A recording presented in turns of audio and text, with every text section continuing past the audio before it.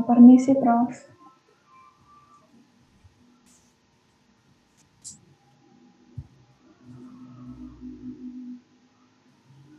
Ya.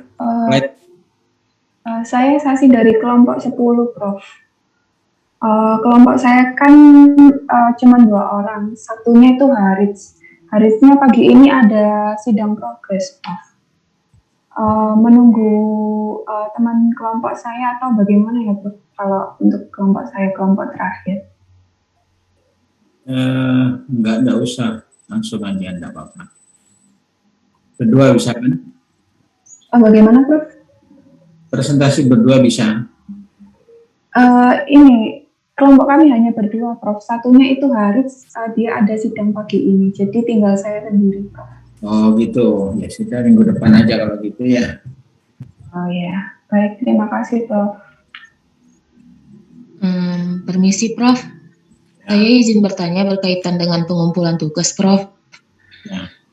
Tugasnya dikumpuli ke via apa ya, Prof? Email atau bagaimana? Email, ya. Baik, Prof. Nanti akan saya kumpulkan ya, Prof. Ya, sudah terkumpul belum? Belum, Prof. Nanti akan saya. Ya. Baik, Prof. Terima kasih, Prof. Ya. Jadi hari ini saya ingin melanjutkan yang kemarin aja kalau gitu ya. Materi yang kemarin kan belum selesai, jadi saya lanjutkan aja.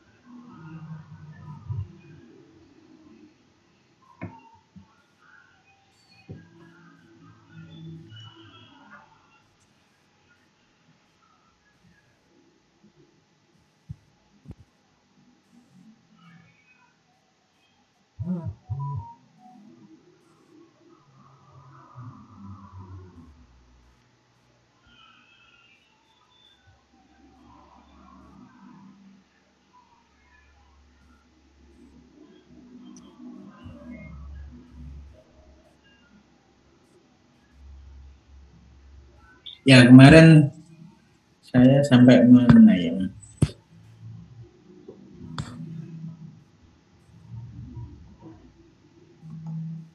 Total cost.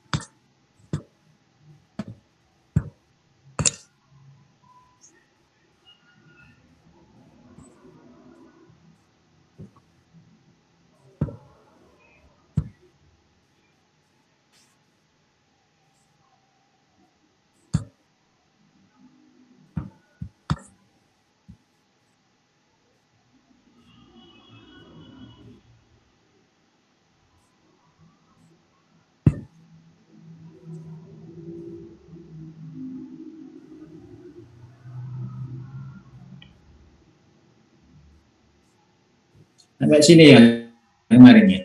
Apa sudah lewat ini?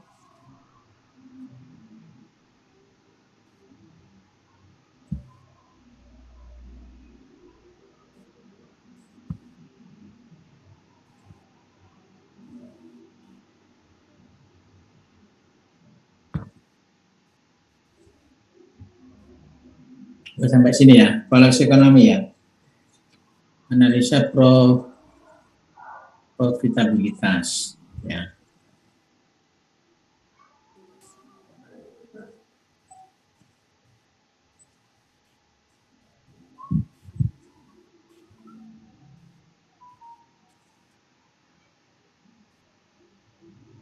Ya, seperti kemarin minggu yang lalu saya sampaikan ini, yang dimaksud analisis probabilitas itu adalah kelayakan ekonomi. Jadi sebutannya ada evaluasi ekonomi, kelayakan ekonomi, ya, analisis profitabilitas, ya. Jadi analisis profit, ya. Jadi untuk menganalisis profit itu tidak sekedar berapa yang dikeluarkan dan berapa yang dihasilkan, ya kan. Profit itu kan laba, ya. Laba itu kan selisih yang dihasilkan kurangi yang dikeluarkan, ya. Karena investasi di dalam suatu pabrik itu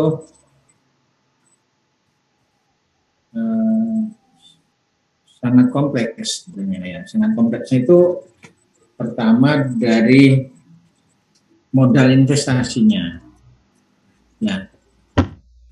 Jadi modal investasinya itu bisa modal sendiri atau sebagian pinjam di bank. Kemudian keuntungan yang diperoleh itu untuk sebagian untuk bayar bank, ya, sebagian untuk bayar dividen pemilik modal, ya, sebagian untuk mengembalikan dana investasi, ya itu maksudnya. Jadi itu bedanya dengan misalnya mengembalikan dana investasi. Ya, jadi kalau itu sudah dipenuhi, biasanya itu yang benar-benar profit, bayar pajak ya, tambah bayar pajak, terus benar-benar jadi profit, ya, net profit ya. Net profit itu nanti masih dibagi lagi, ya. Untuk gaji karyawan dan sebagainya sudah masuk di situ ya, sudah nggak termasuk net profit. Net profit itu diambil siapa gitu ya. Jadi tidak kembali ke pemilik modal, tidak diambil oleh manajemen atau karyawan, ya, tapi sebagian dijadikan bonus biasanya. Ya, jadi kalau dari net profit itu sebagian jadi bonus untuk manajemen dan karyawan. Ya. Jadi tiap perusahaan itu bonusnya beda-beda, gitu ya. Ada yang bonus tahunan itu langsung karena prestasi produksinya, ya, seperti di petrokimia itu, misalkan operator sama manajemen bisa meningkatkan produksi di atas kapasitas yang direncanakan, ya, dia bisa ada kelebihan. Nah, kelebihan itu nanti dijadikan bonus, ya, dibagi kepada karyawan dan manajemen. Ada juga yang modelnya itu berupa gaji tambahan. Ya, kalau di pegawai negeri itu kan ada gaji ke-13, ya, ada gaji ke-14, gitu ya, ada 2 kali gaji gitu. Kalau di BUMN itu gajinya bisa lebih dari 24, ya, aneh kan ya. Ya, jadi ada gaji bulanan 12 bulan, terus nanti di akhir tahun itu ada 12 gaji. Nah, jadi gaji ke-13, 14, 15 sampai gaji ke-24. Ya. Itu karena dari net profit itu, ya. Jadi dari net profit ya semua terbayar semua, jadi dibagi jadi kesejahteraan manajer dan karyawan juga, ya. Itu pada umumnya ya. Tapi yang aneh yang kita jumpai di perusahaan BUMN, walaupun perusahaannya rugi, tapi tetap ada bonus. Nah, itu yang aneh ya. Itu ada juga yang begitu ya. Perusahaannya rugi, tapi tetap bonus, tetap dibagi gitu. Itu yang rumit. Nah, selain dibagi untuk kesejahteraan, net profit itu dipakai untuk modal investasi baru. Jadi untuk bangun pabrik baru, misalkan gitu ya. Jadi ada istilah apa? OPEX sama CAPEX ya. Sebenarnya CAPEX itu bukan hanya di awal sebetulnya. Jadi CAPEX itu dialokasikan untuk setelah pabrik itu profit, itu diinvestasikan baru ya. Jadi contohnya misalkan semen ya, semen tuban 1, 2, 3 ya, kemudian keuntungannya dipakai untuk membangun semen tuban 4 misalkan begitu. Kalau di petrokimia itu sama ya, mirip seperti itu. Tapi kalau petrokimia lebih bervariasi, jenis pabriknya macam-macam. gitu ya. Mungkin ingin pabrik, dulu belum ada pabrik NPK, pabrik pupuk fosfat amonia, itu nanti keuntungannya dibangun pabrik NPK misalkan ya.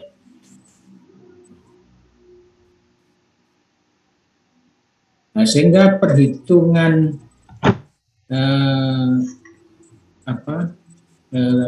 keuntungan atau profit ini menggunakan beberapa istilah yang ada di sini ya. Jadi revenue itu total income, ya, gross profit, itu yang profit kasar itu adalah revenue dikurangi cash expense. Ya. Jadi termasuk depresiasi, ya, termasuk depresiasi, dikurangi pengeluaran dan depresiasi. Karena depresiasi itu dialokasikan untuk mengembalikan modalnya, gitu ya. Jadi pengeluaran itu terdiri all expense, pengeluaran dari cash expense dan depreciation. Ya, itu yang dimaksud itu ya. Jadi cash expense itu adalah apa saja ya, bayar gaji, beli bahan baku, bayar pajak dan sebagainya semua ya. Pajak masih di bawahnya lagi nanti ya. Terus sama depresiasi. Nah, depresiasi itu kita alokasikan satu dana yang nanti kalau pabrik itu sudah umurnya habis, kita ada dana untuk bangun pabrik baru ya. Itu depresiasi. Jadi depresiasi dihitung penurunan harga pabrik ya. Jadi penurunan juga karena waktu dan penurunan juga karena nilai pabriknya menurun gitu ya. Ya, income untuk income tax ya, atau pajak yang harus dibayar adalah revenue dikurangi semua pengeluaran kali persentase pajak.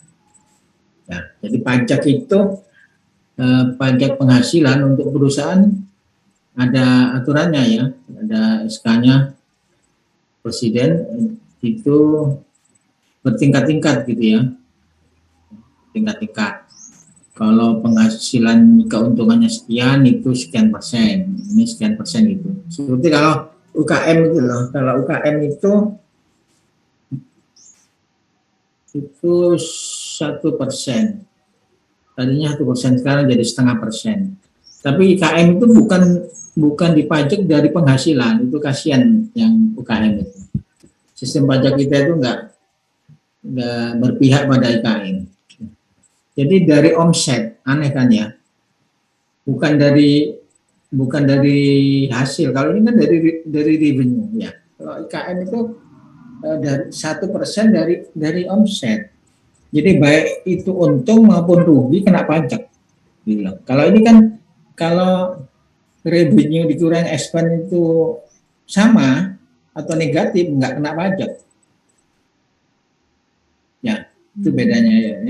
Yang IKM itu kasihan sebetulnya ya. Untuk yang awal-awal dia usaha, ya,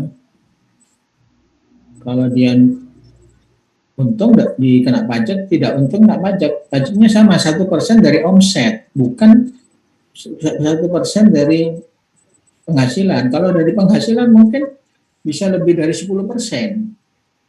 Ya. Kalau omset itu kan semua hasil penjualan. Ya. Jadi belum dipotong biaya pengeluarannya, belum biaya gaji karyawannya, itu sudah dipotong. Itu. Nah, itu yang nggak logis sebenarnya perpajakan kita. Ya, jadi di situ ada istilah net profit before tax, revenue dikurangi all expense, net profit after tax, ya, setelah dikalikan faktor pajak. Nah, kemudian cash flow, ya, cash flow itu dana aliran ya, aliran dana cash ya, jadi net profit plus depresiasi, ya, atau revenue dikurangi cash expense dikurangi income tax, ya, atau dan seterusnya sini contohnya gitu ya. Jadi cash flow itu akan menjadi ukuran ya nanti kesehatan dari perusahaan, ya. Sehingga analisa profitabilitas itu ada dua pendekatan sebetulnya, ya. Ada pendekatan atau metode tanpa menghitung, tanpa memperhatikan nilai uang. Jadi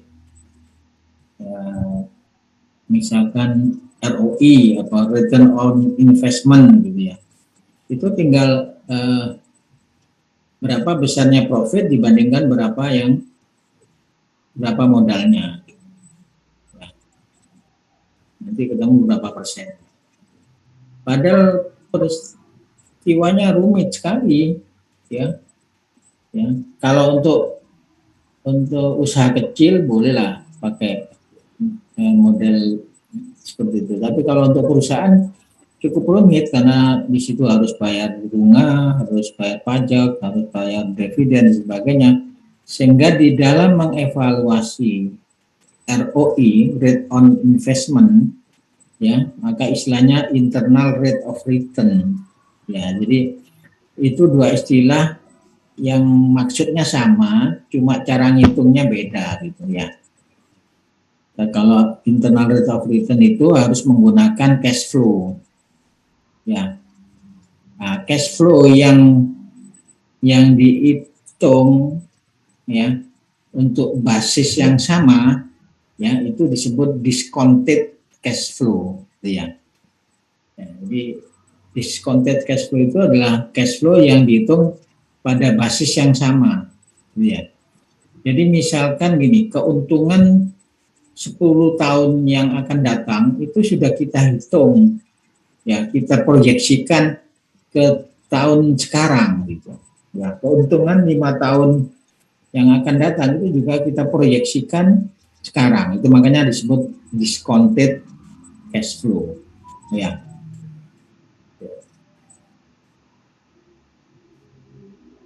Nah, ini yang model lama ya, return on investment tadi, ya, sama payback period, ya. Jadi kalau return on investment itu lebih ke persentase, berapa persen modal itu bisa kembali gitu ya.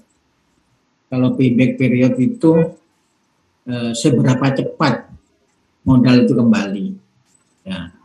Jadi payback period itu waktu, kalau return on investment itu adalah persentase. Jadi return on investment itu, ya, logikanya, ya, artinya apa istilahnya, kalau saudara pahami konsepnya supaya nanti kalau sudah dihitung tidak sulit dimengerti kadang-kadang, ya, tapi pengertiannya gini, apa return on investment itu, ya. Kalau saya punya uang 1 triliun, ya, saya investasikan di pabrik, berapa persen saya tiap tahun dapat gitu aja. Itu kasarnya, ya, kasarnya gitu. Berapa persen saya tiap tahun dapat gitu. Kalau dapatnya itu 10%, ya, berarti investasi itu tidak layak. Kenapa? Karena itu nilainya setara atau di bawah bunga bank, ya. Jadi yang dimaksud bunga bank itu bukan bunga bank tabungan, bukan bunga bank deposito, tapi bunga bank kredit. Ya, kenapa kredit? Karena kita sebagian modal kan pinjam. Jadi kalau bunga bank kredit itu sekarang itu 1% per bulan, berarti 12% per tahun. Kalau kita hanya dapat keuntungan net, ya, keuntungan bersih, ya, sudah bayar karyawan semua, sudah bayar semuanya, itu 10% rugi. Ya, artinya tidak layak buat apa kita buat apa kita invest pabrik tapi tidak apa hasilnya tidak lebih besar dari bunga bank. Daripada susah-susah taruh aja di bank. Ya. Ya memang kalau bunga bank deposito itu lebih kecil ya. Tapi kita tidak boleh di bawah bunga bank kredit gitu. Ya, jangan bunga bank deposito. Nah, tapi kalau return investmentnya itu kita 20% misalkan atau di atas 20%, ya, nah itu baru dikatakan profit, artinya investasi itu menguntungkan. Ya, investasi itu menguntungkan. Ya, itu kalau dinilai dari persentase. Nah, selain persentase, seberapa cepat sih modal itu kembali, modal yang kita pakai, modal yang kita pinjam. Nah, itu payback period, ya, berapa lama kembalinya. Kalau umur wafatnya 10 tahun, harus kembali sebelum 10 tahun. Ya, minimal atau kira-kira separuhnya lah, atau separuhnya lebih dikit. Jadi kalau pabrik diperkirakan umur 10 tahun, 5 tahun atau 6 tahun itu berarti menguntungkan. Tapi kalau misalkan 9 tahun atau lebih dari 10 tahun ya berarti dari sisi waktu itu tidak menguntungkan ya. Jadi untung tapi untungnya kecil. Ya, itu dua ini yang umumnya dipakai oleh orang-orang atau pengusaha kecil biasanya ya. Biasanya ini ya.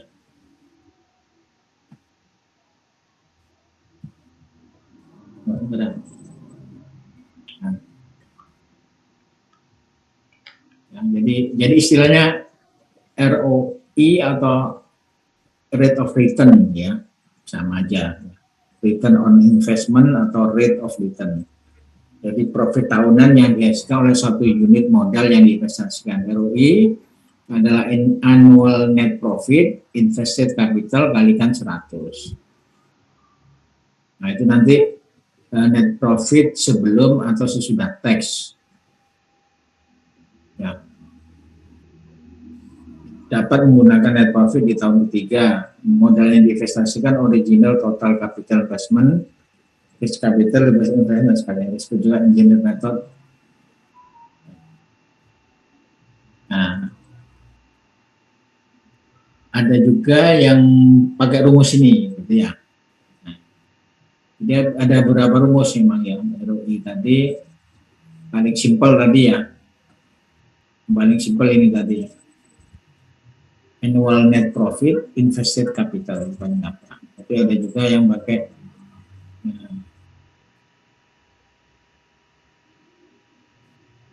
jadi earning as percentage sales, jadi pendapatan sebagai persentase penjualan kalikan turnover ratio. Nah, turnover ratio itu S per FC ya. S itu sales, FC itu fixed capital ya. Jadi net profit ya sebenarnya sama ya, kalau di anu kan net profit per fixed capital. Nah itu perkiraan kalau ROI setelah pajak itu 15-20% itu layak. Atau ROI sebelum pajak 30-40% itu layak. Layak itu artinya ya, menguntungkan gitu loh. Daripada uang didepositukan ya. Ya, rumus-rumus ini digunakan untuk menilai proyek kecil. Payback period juga ya. Waktu minimum untuk merecovery investasi modal awal. Berdasarkan profit rata-rata dan depresiasi rata-rata. Jadi profit rata-rata, income dikurangi operating cost. Tidak termasuk depresiasi. investasi modal awal, biaya modal tetap awal yang mengalami depresiasi. Itu juga payback time, sebutannya ya, payback period, payback time, payoff time, cash recovery period, years to pay out, ya Pak, istilahnya ya. Nah ini, ada yang dihitung tanpa efek time value of money, ya. JPF period adalah depreciable fixed capital investment dibagi effect profit, effect depreciation. Kalau efek time value money dimasukkan, nah, depreciable fixed capital investment ditambah interest, ya. Interest on total capital investment during estimate service life. Jadi ditambah bunga gitu ya. PB period lebih kecil 5 tahun, ya, yang layak. Untuk proyek kecil 3 tahun, ya. Proyek berisiko tinggi 2 tahun. Nah, jadi makin kecil itu namanya. Ya. Karena risiko tinggi kan tahu-tahu nanti proyek perusahaannya meledak misalkan ya. Nah, kalau itu harus cepat cari untung. Ya. Nah ini contoh.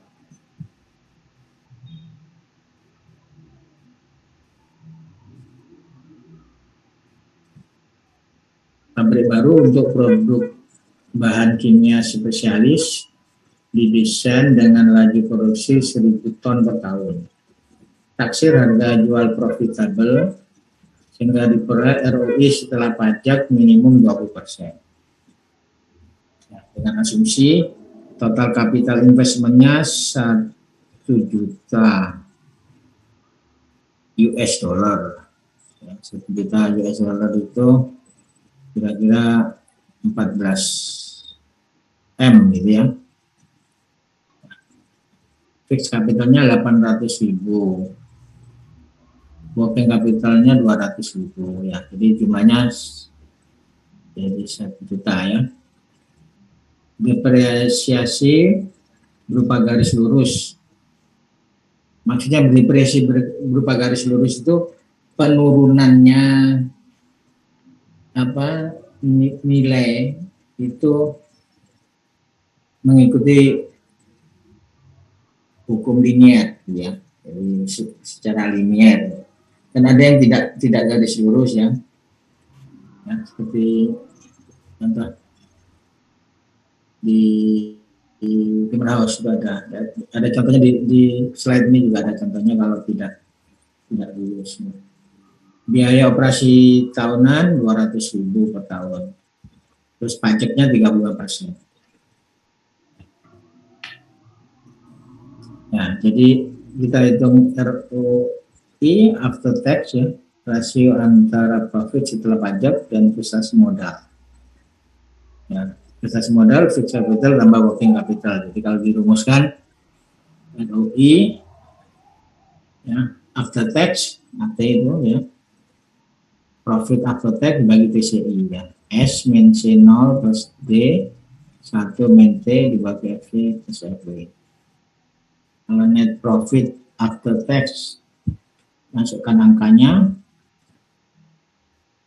yang diharapkan 20%, jadi 0,2 200.000. Jadi depresi linear 8 tahun bagi 800.000 fixed capital bagi 8, jadi penurunnya jelas 100.000 depresiasinya. Ya. Nah, dari rumus P AT sama dengan P before tax. Ya, di rumusnya S min C0, maka harga jual yang profitable minimal 608.000 US dollar per ton. Gitu. Ya, jadi kalau ini soalnya ditetapkan berapa harga jual dari produk tersebut supaya bisa menghasilkan rate of return 20%. Ya.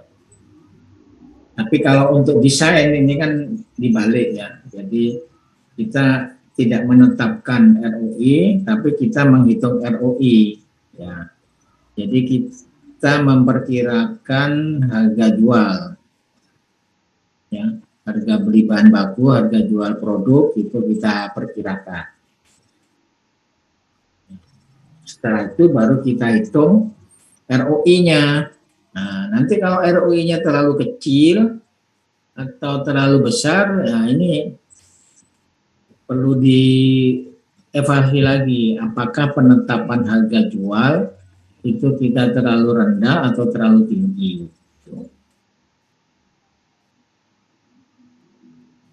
Atau bisa juga yang lain, atau biaya operasionalnya terlalu tinggi. Biaya operasional tinggi apa? Mungkin gaji karyawan, gaji manajer terlalu tinggi, bisa. Atau harga bahan baku, ya harga bahan baku mungkin terlalu rendah, terlalu tinggi misalkan, ya bisa. Jadi faktor-faktor itu bisa kita telusuri gitu ya. Nah, ada pertanyaan sampai di sini?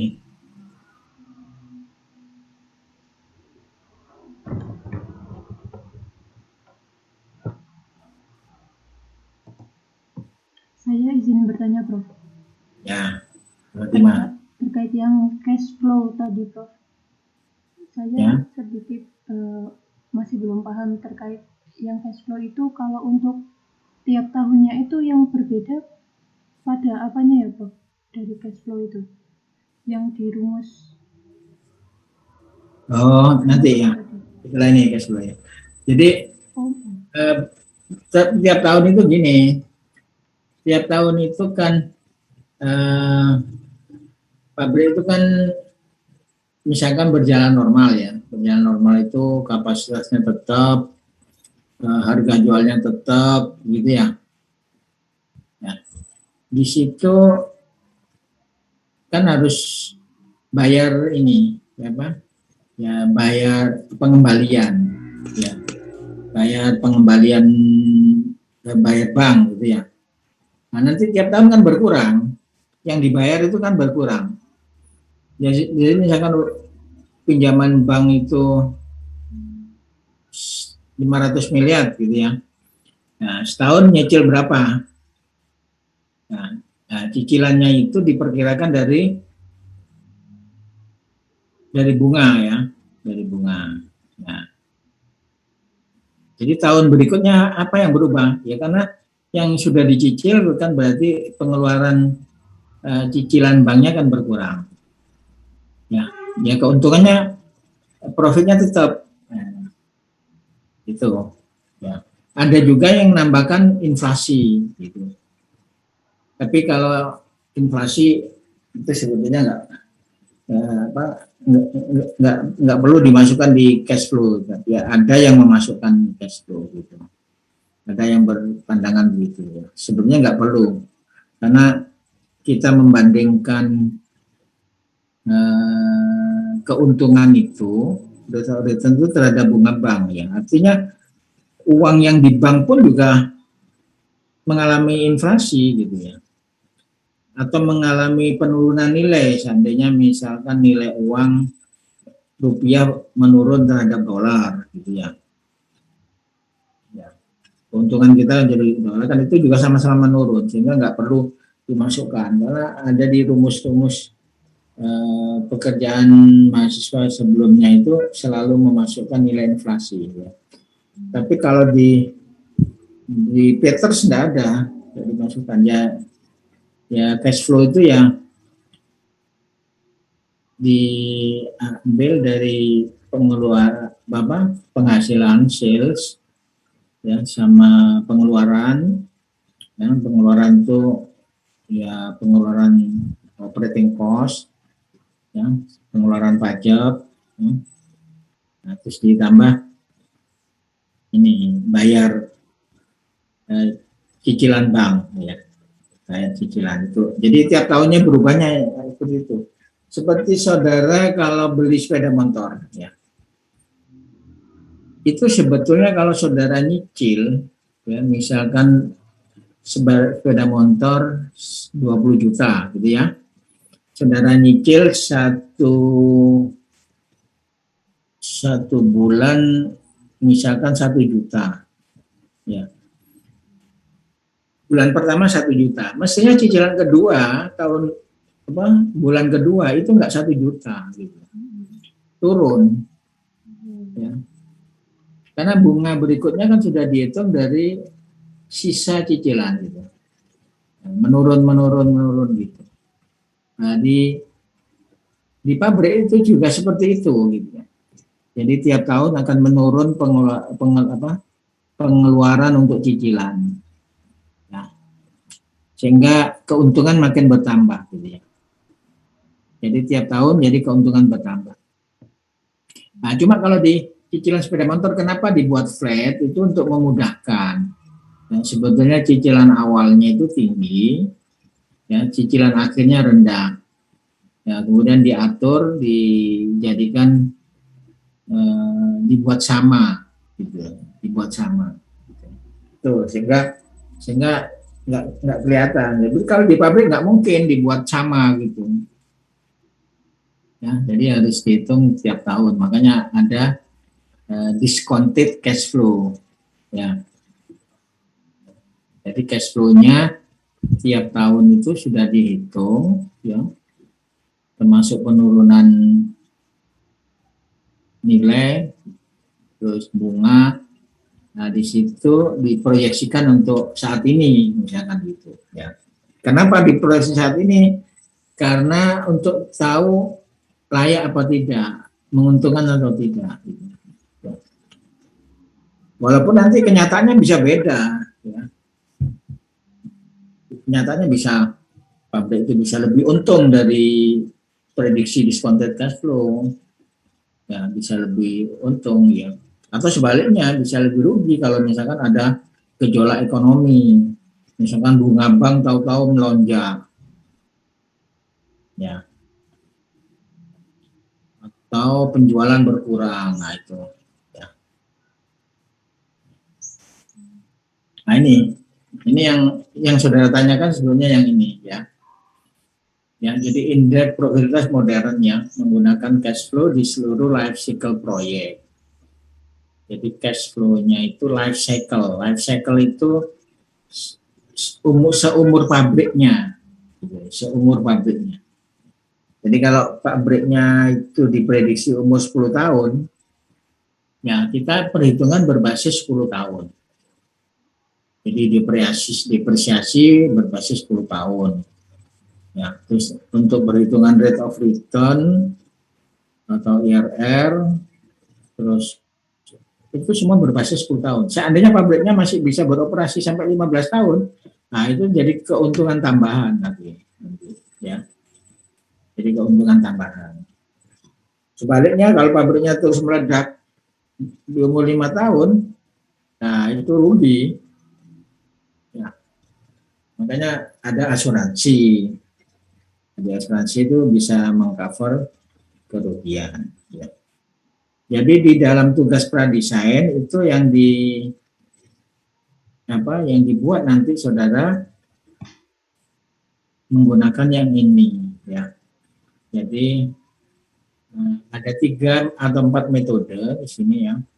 Net present value atau NPV, ya. Kemudian discounted cash flow of return, ya, atau IRR. Terus capitalized cost. Capitalized cost itu ya POT, ya. POT, ya. Jadi itu pengembalian modal, capitalized cost. Terus ada lagi benefit cost ratio, juga ada, ya. Jadi ada beberapa, sebetulnya masih ada lagi sebetulnya, cuma dibatasi 3. Kalau yang lama itu ada tambahan BEP, gitu, ya. Jadi BEP itu sebetulnya kurang cocok, ya, sebagai profitabilitas. BEP itu lebih kepada untuk komplementer aja, tapi tidak dipakai untuk profitabilitas ya. Tapi kalau di usaha kecil itu biasanya orang menggunakan istilah BIP, padahal sebetulnya itu bukan BIP maksudnya. Ya, jadi sebetulnya ROI sebenarnya, tapi orang sering nyebut BIP. Gitu. Jadi misalkan saudara buat usaha gitu ya, kuliner misalkan ya, berapa omset saudara, ya, atau berapa yang harus saudara jual per hari, gitu ya. Nah itu orang sebut BIP-nya sekian gitu. Padahal itu bukan BIP, makanya sering terbawa ke sini. Gitu. Jadi, tuh. Nah ini ya net present value. Jadi untuk menilai probabilitas jangka panjang merupakan profit sesungguhnya setiap tahun. Cash flow ya disimbolkan dengan CFN yang diterima di tahun N dibawa ke present value. Nah, itu maksudnya. Jadi cash flow itu kan tiap tahun ada cash flow. Tahun pertama setelah pabrik produksi, ya, tahun kedua, tahun ketiga, tahun keempat, sampai akhir umur pabrik. Kalau umur pabriknya itu 10 tahun, berarti cash flow-nya itu N-nya ada 10. Ya.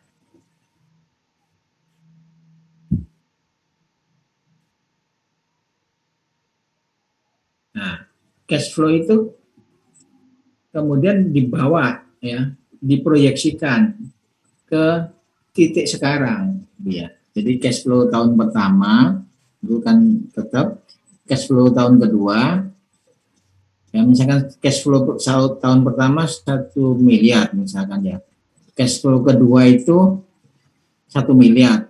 Tapi kalau diproyeksikan ke hari ini, cash flow tahun kedua itu nggak sampai 1 miliar gitu loh. Ya, berkurang. Jadi rumusnya ini CFN 0 itu sama dengan CFN 1 plus I pangkat N. Jadi kalau tahun kedua kan I-nya harus dimasukkan berapa I-nya. I-nya misalkan 20% berarti 0,2 gitu ya. Nah, N-nya 2 gitu ya. Jadi kalau 10 tahun, nah, ya tinggal N-nya jadi 10, I-nya tetap gitu ya. Nah, sehingga CFN ya, CFN itu kan menurun ya. Kalau diproyeksikan menurun akannya. Jadi penurunan itu karena waktu. Ya, bukan karena pembayaran lain-lain ya. Kalau karena pembayaran lain-lain itu dihitung dulu ya. Jadi pajak tetap dibayar terhadap angkanya itu ya. Jadi diproyeksikan. Ya, setelah diproyeksikan, ya kemudian dijumlah di sini. Jumlah cash flow-nya. Nah, cash flow yang dimaksud di sini itu adalah keuntungan ya, sudah keuntungan bersih. Keuntungan bersih tiap tahun ya. Keuntungan bersih tiap tahun tapi diproyeksikan pada hari ini atau pada tahun ini. Ya. Nah, kalau itu kemudian dikurangi dengan total capital investment. Kalau nilainya positif, berarti NPV-nya positif. Kalau NPV-nya positif, berarti layak. Gitu. Jadi kalau NPV-nya negatif, jadi tidak layak. Ya. Itu Fatima ya. Fatima bisa dimengerti yang ini maksudnya yang kamu pertanyaanmu tadi. Iya, Prof. Sudah. Ya. Sudah dipahami, Prof. Ya. Jadi di tabel cash flow nanti kalau kamu buat pradesain itu kan ada tabel cash flow ya. Nah, tabel cash flow itu kan net profit ya. Net profit ya. Nah, itu diproyeksikan ke depan. Nah, itu Ini metode NPV namanya. Nah, cuma I-nya itu dicoba, di trial I-nya itu, gitu loh. I-nya itu dicoba. Ya, coba misalkan I-nya 0,2, 0, ya. Jadi sampai NPV itu 0. Ya. Kalau 0 berarti total cash flow-nya sama dengan TCI. Jadi minimal itu, ya. I minimal istilahnya. Ya. Jadi rate of IRR minimal. Nanti ke IRR istilahnya gitu loh. Tapi kalau NPV gini, intinya gitu. Jadi perhitungan IRR itu ya mirip seperti NPV gini, cuma I-nya dicari gitu. I-nya dicari. Ya.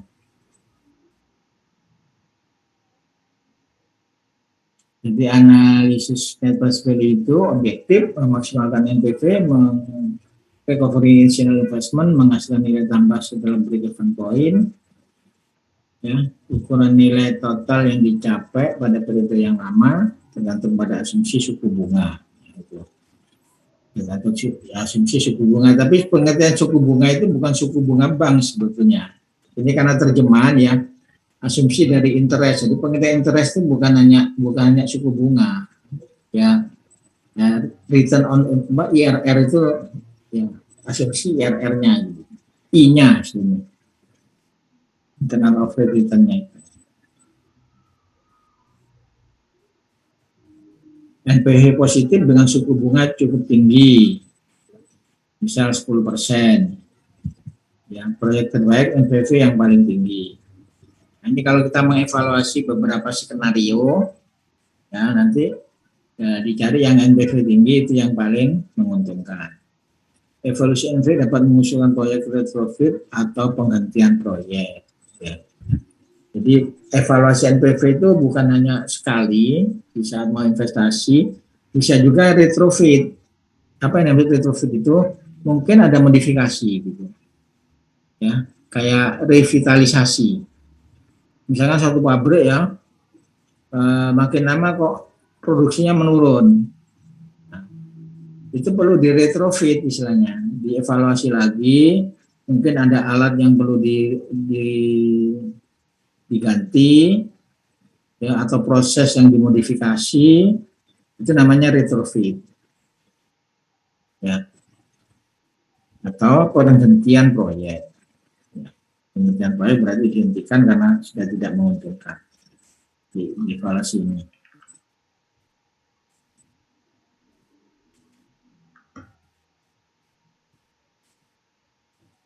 Ini kok jalan sendiri.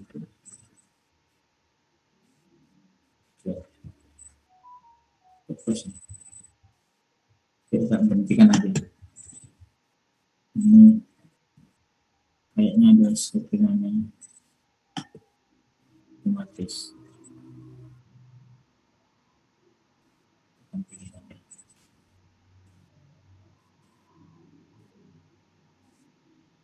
Jadi sampai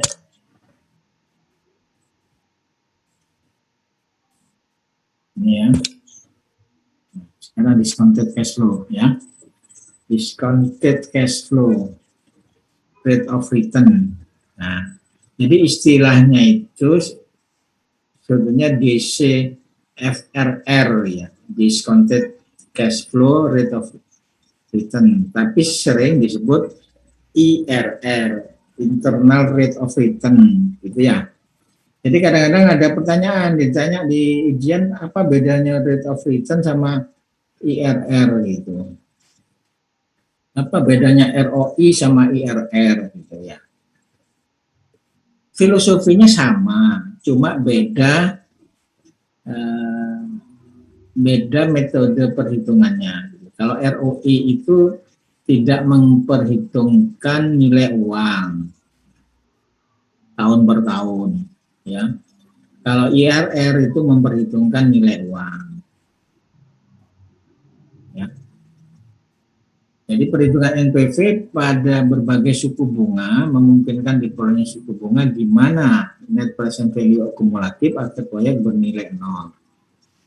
disebut discounted cash flow of return atau DCFR.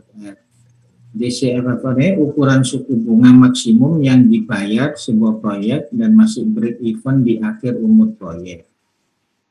Disebut pula internal rate of return, investor return on investment. Ya.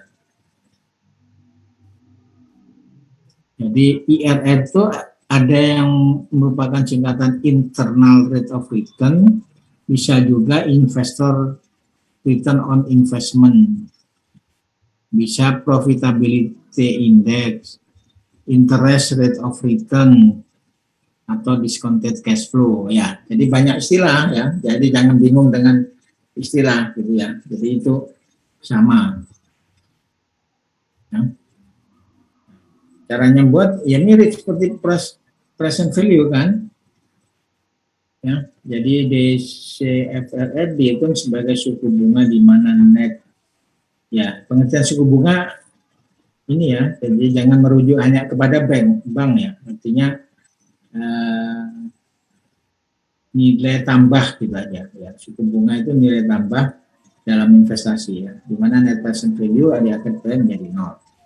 Jadi di NPV-nya itu 0 gitu ya. Jadi cash flow dikurangi TCI sama dengan 0. Maka R-nya itu, jadi suku bunganya nggak disebut I di sini, dari R-nya itu adalah IRR.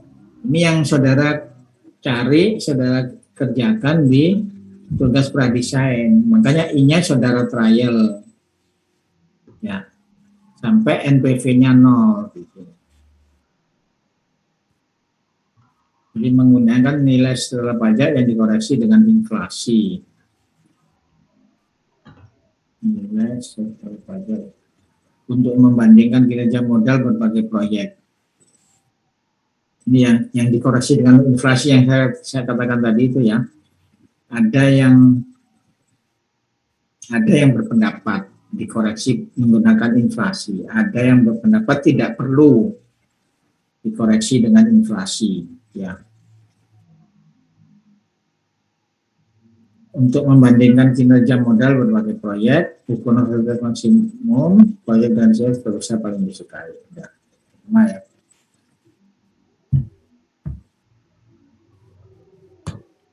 Terus, capitalized cost. Ya. Untuk membandingkan alternatif yang berupa pilihan investasi pada sebuah proyek. Misalkan pilihan antara stainless steel dan mild steel pada reaktor. Ya. Capitalized cost adalah biaya pembelian alat mula-mula ditambah biaya penggantian alat secara terus-menerus yang terkena akumulasi bunga. Dan jika biaya operasi sama, alternatif yang memberikan capitalized cost terendah dipilih. Ya, jadi ini sebenarnya yang mirip lah. Cuma ini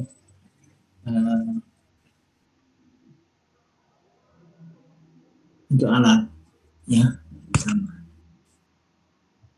Jadi ini rumus capitalized cost ya. Tapi yang diwajibkan nggak pakai ini. Ada satu lagi yang apa tadi?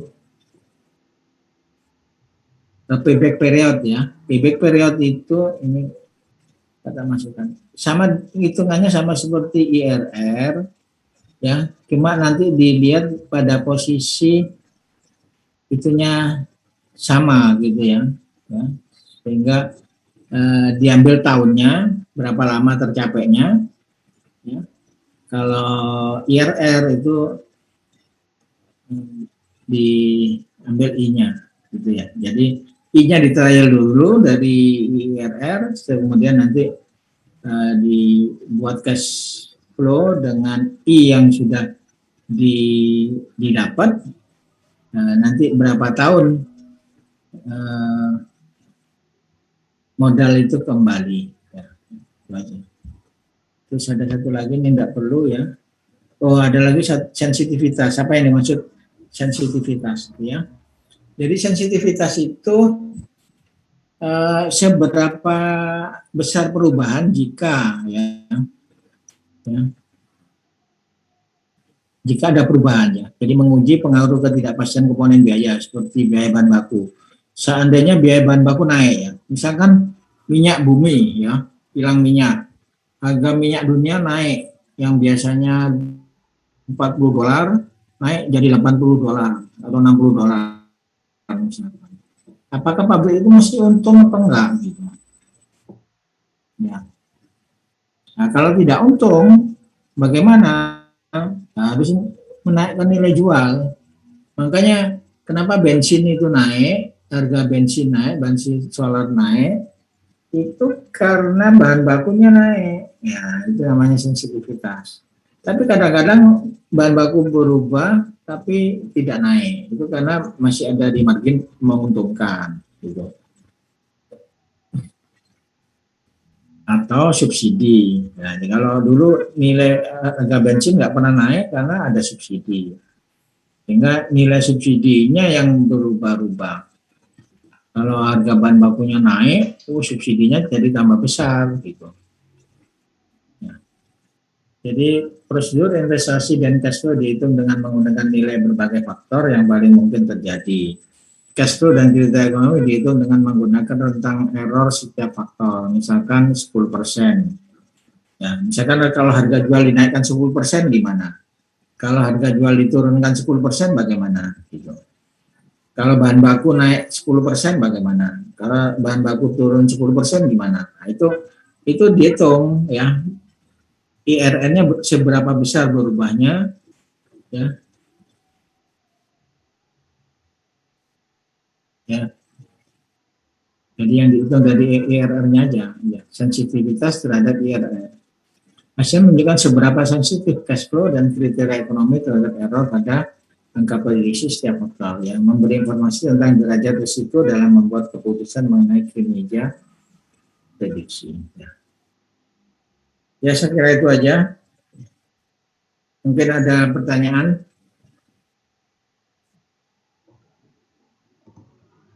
Saya izin bertanya lagi, Bro. Ya. Ya, untuk yang payback period itu berarti tidak perlu untung ya, Bro? Yang penting balik modal dulu. Apa harus sudah untung? Enggak, dari IRR-nya dulu. Ya harus untung. Ya untungnya tetap. Cuma untungnya itu seberapa cepat modalnya kembali gitu loh. Ya. Jadi kalau misalkan umurnya 10 tahun, modal itu bisa kembali itu berapa tahun?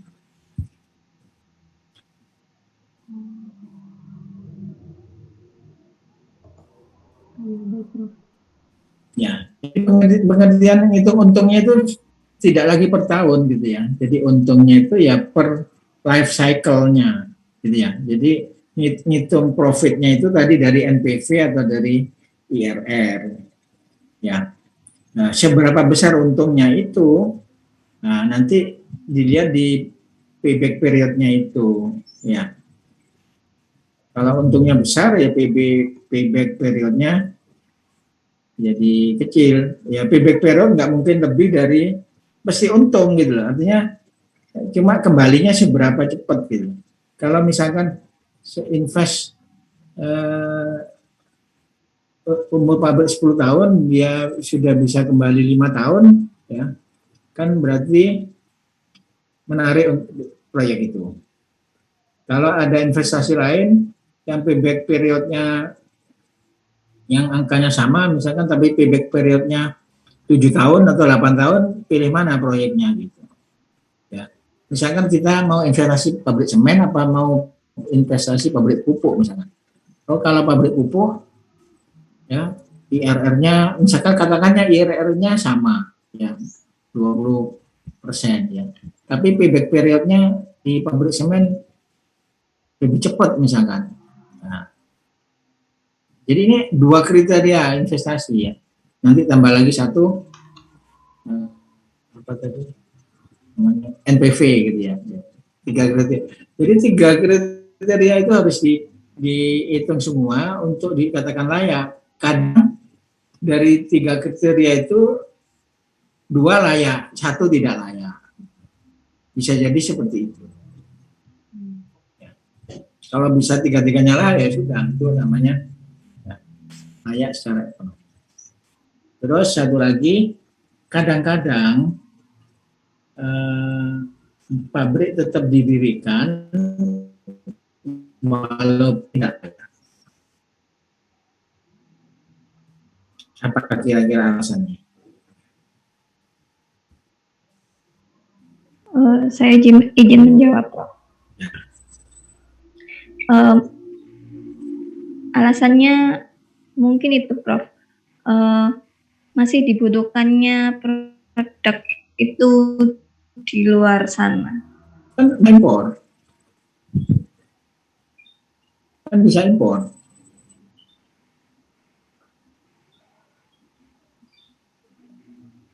Daripada invest tapi, nah ini ada dua contoh.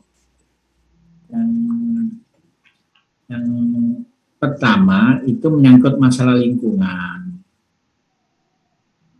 Ya. Jadi walaupun tidak menguntungkan, tapi pabrik itu tetap harus dijalankan masalah lingkungan. Jadi ada concern lingkungan.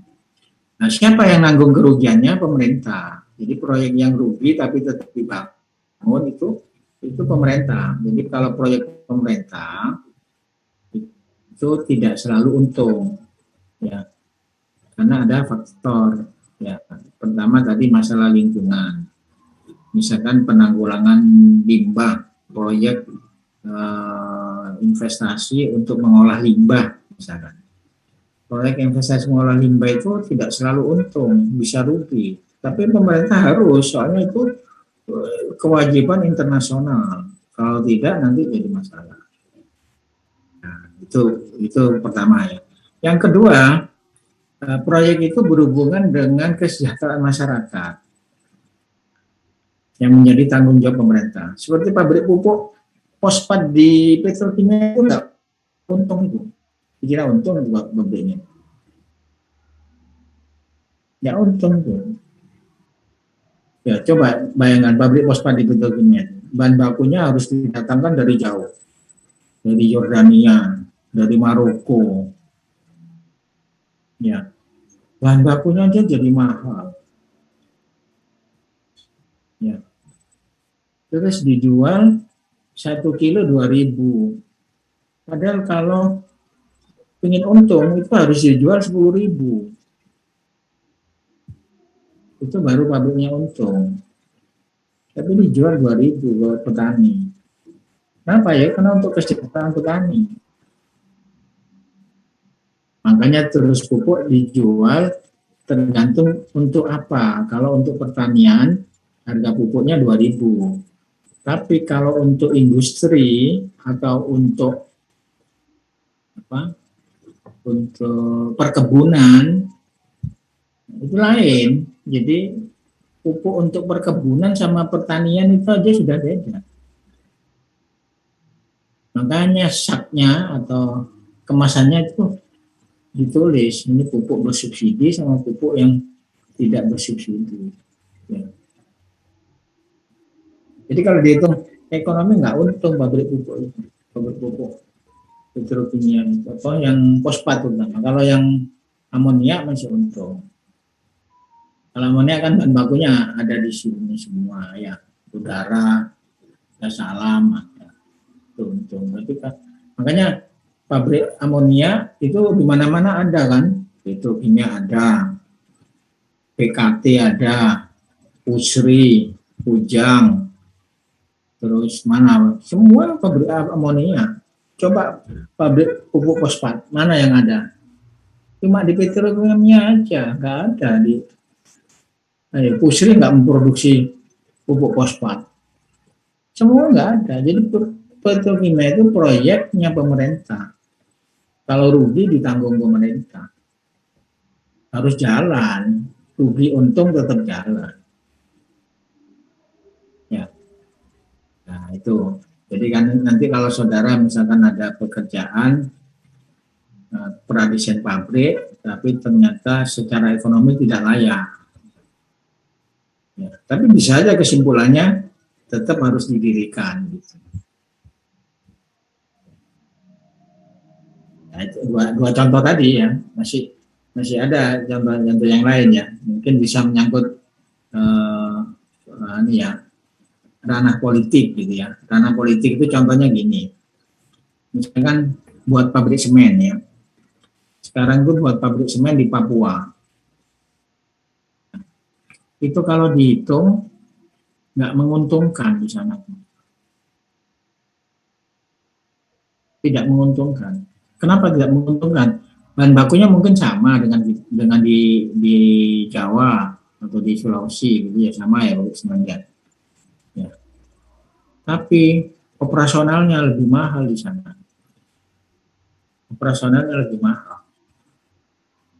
Nah, bisa tidak menguntungkan, tapi tetap harus didirikan, ya, karena itu untuk kesejahteraan, ya, untuk politik juga. Ya. Ini saya pernah bandingkan listrik ya, PLN gitu ya. PLN itu untung apa enggak jual listrik di masyarakat? Ya.